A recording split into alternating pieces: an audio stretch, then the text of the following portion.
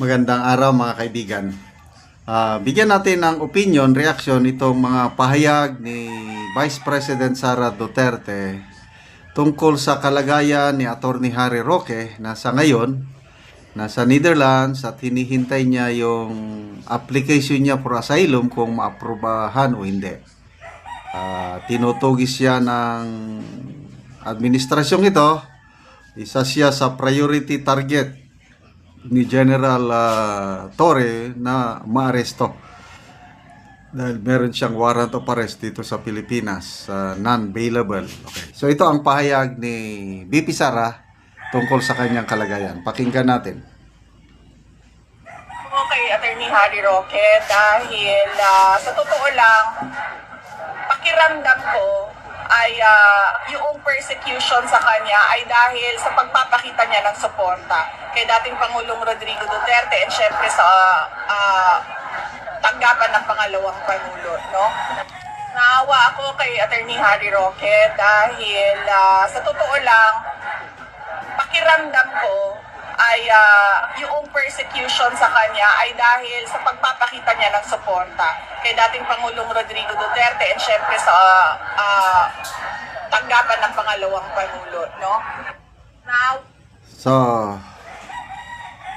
yan, ngayon ko lang narinig si VP Sara na nagsabi tungkol niyan. Kaya ako nagagalak na nandyan yung awa at suporta kasi sa totoo lang, nahiwalay na sa pamilya si Atty. Roque. I don't know saan yung wife niya ngayon, nasaan yung mga anak niya. Hindi na normal yung pamilya niya. Nag-iisa siya ngayon sa The Hague, Netherlands. So, bakit nagkaganyan? Yun na nga, yung pahayag ni VP Sara nga, persecution yan dahil grabe ang pinapakita niyang suporta kay PRRD, sa Office of the Vice President, at sa pinaglalaban ng mga Duterte. Okay. So, tignan mo yung sino bang mga malalapit kay PRRD. Of course, si Senator Bato de la Rosa, ayun, may banta na baka susunod daw siya na ipaaresto ng ICC. Kasama na rin si Senator Bongo. But mas maganda ang kalagayan ng dalawang senador na ito dahil nanalo silang senador. Number 1 and number 3. Ganda doon So hindi sila granting na mayroong warrant of arrest na i-issue ng ICC sa kanila. Hindi sila basta-basta gagalawin habang senador sila. Lalo na kung ang manalong Senate President kakampi nila. Ang nakikita kong magiging Senate President si Senator Chis Escudero. Parang meron ng alliance. Opinion ko lang ito Wala akong prueba. Kaya lang sa nakikita kong galawan nila, susuportahan ng Duterte Black si Senate President Escudero para mapanatili ang kanyang pwesto as Senate President. So, kung ganyan ang mangyari, pagdating ng warrant of arrest, dyan lang sila mag-stay. Bongo and Bato granting na may warrant of arrest. Hindi nila basta-basta gagalawin. Kung i-recognize, i-acknowledge ng administrasyong ito ang separation of powers.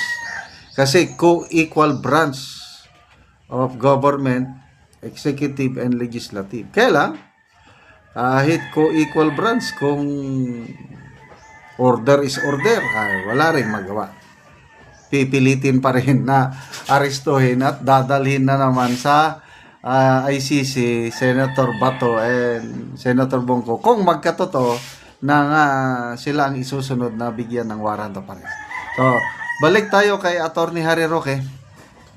Sa ngayon, medyo ako personal naawa rin ako sa kanya, but medyo mas kalmantin ako ngayon dahil yun, nabigyan na siya ng national ID or registration card. Nagiging legal legal citizen na siya doon sa Netherlands habang hindi pa approve ang kanyang application ng asylum.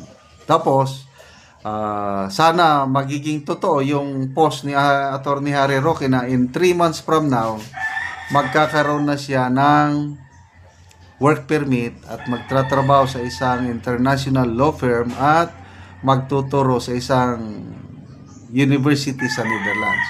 That's good news. Para may sariling trabaho na siya, may sustento na ang kanyang panirahan doon. Okay, so ito, paglabas ni Tatay Digong, nakakatuwang pakinggan yung sabi ni Congressman Pulong Duterte na ang unang hahanapin ni Tatay Digong paglabas niya ay si Attorney Harry Roque.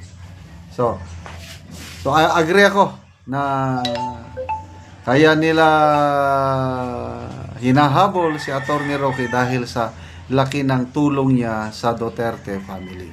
Okay? So, punta tayo kay Tatay Digong. Nakakabahala yung sabi ni Congressman Pulong Duterte na parang pumayat na si Tatay Digong. So, kung pumayat, ibig sabihin he's not doing well. Yung health concern niya sa habang nasa kulungan, hindi maganda dahil bakit pumapayat. Kaya nga, tuloy lang natin ang pagdarasal na sana hindi magtatagal, ma-approve na yung interim release. Nagsalita si BP Sara tungkol niyan at tinatanong siya kung kailan. Ang sagot lang din niya yung galing kay Attorney Kaufman na as soon as possible. Kailan yung as soon as possible, dasal. Dasal po ang kailangan natin. Na sana hindi naabutin yung September 23 ba yun o 25 ang kanyang hearing. Before September, nakalabas na siya, nandun na siya sa bansa na kumupkup sa kanya. Huwag po kayong maniwala, may mga post na nagsasabing nakalabas na siya, wala pa.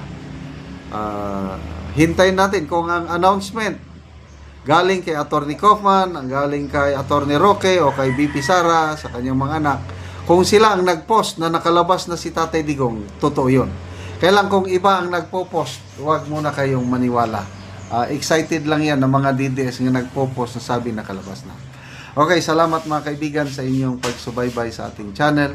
Nakakatulong kayo ng malaki sa tribong Talaantig ng Bukidnon dahil ang sweldo natin sa channel na ito is pantulong natin sa tribo. Sa ngayon, namimigay tayo ng libreng yero at pako para makapagpatayo itong tribong Talaantig ng mas maayos na tirahan.